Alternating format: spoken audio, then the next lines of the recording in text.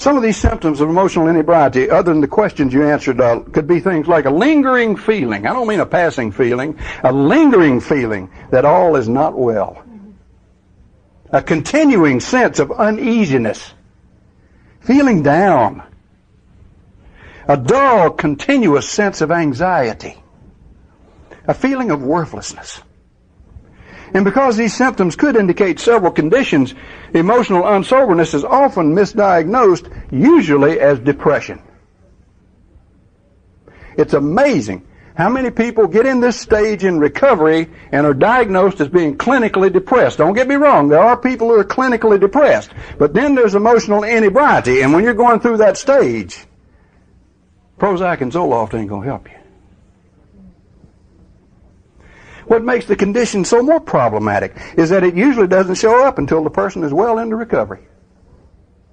And when it does show up, it does so as the vague group of symptoms I mentioned, and usually the person's doing his best to practice the program of recovery. So he simply can't understand why, since he's doing his best, he feels so bad. Good example of this.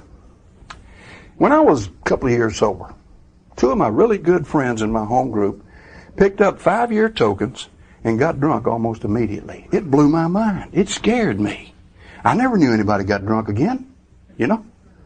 And two of them, bang, bang, within 3 weeks of each other. I said to my sponsor, what is happening here? He said, go to the hospital and ask Lewis. That was his last guy's name. And I went up there. You know what he described to me? What I've just described to you. Everything in my life was roses, man. But I felt worthless and uneasy and scared all the time, you know. And I reached for the only thing that I knew would relieve all these symptoms at that point in time. And I went back to my sponsor and I told him what Lewis had said, and he said, now we got a name for that, son, in North Carolina. And I said, what is that?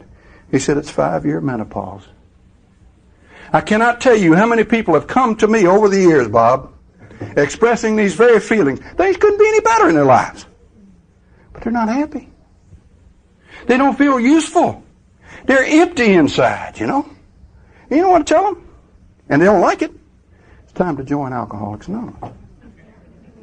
And I don't mean with alcohol. It's not related to alcohol anymore. Alcohol has nothing to do with it. What I mean is begin to do this thing as a way of living. There are surrenders beyond surrenders. You're in trouble. These steps worked on the worst problem you've ever had in your life. Who is to say they won't work on this one too, my friend? Can you surrender to your present condition and begin back at step 1? Join AA. It's a way of living. It's a design for living. That's what the big book says. We prance so much around about talking about alcoholism as a disease. I think we've belittled it. It's a way of life. And so is recovery. It's a way of life. It's not a cure.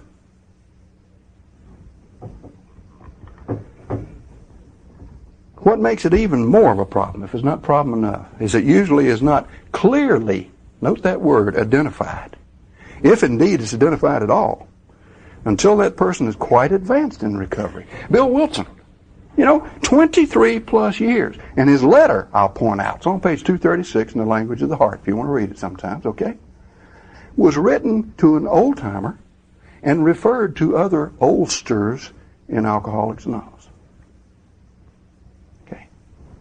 Me, I was 26 plus years sober before I became fully aware of what was going on. Now, mind you, Bill W., he had an inkling of what was going wrong. Remember in his story when he had to be on top in everything he did. Because he couldn't sing, he had to lead the chorus. Because he couldn't play, he had to lead the band. He had to do everything. You're looking at it here.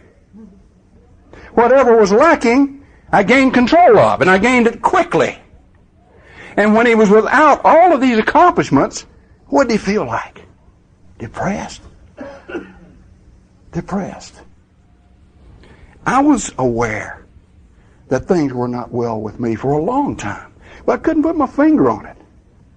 In Bill's case and in my case, and I'm not trying to compare the two of us except in this sense, it took a crisis. With him, it was oh my God, not another depression. After all these years of depression, oh please, not another depression. It was a crisis. He had to look. And with me, it was Lisa walking out of my life. Now, hopefully, if you listen tonight, you won't have to have a crisis.